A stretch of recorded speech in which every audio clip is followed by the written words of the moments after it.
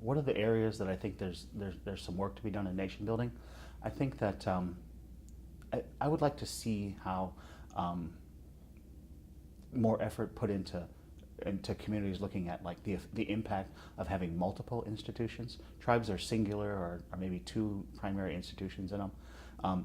The more institutions that you can establish, the better, and make them permanent, and figure out ways to do that. I think that's a big thing.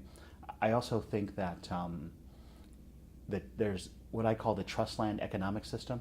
You know, a lot of tribes have done very well in business or in gaming or in natural resources, but it's all predicated and resting on this very fragile economic system where we don't control our primary assets.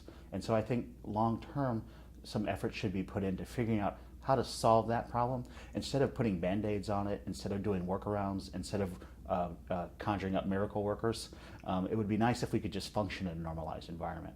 And I think the third major problem that we need to probably do some research on is the emerging demographic trends in our community, and how that's going to impact the future.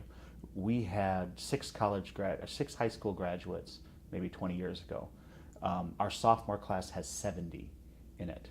And so you're talking about a very fast growing community, and the system is not set up to accommodate that level of growth. There's so many restrictions on economic activity and housing activity that there is a crisis, almost like a time bomb moving down the path.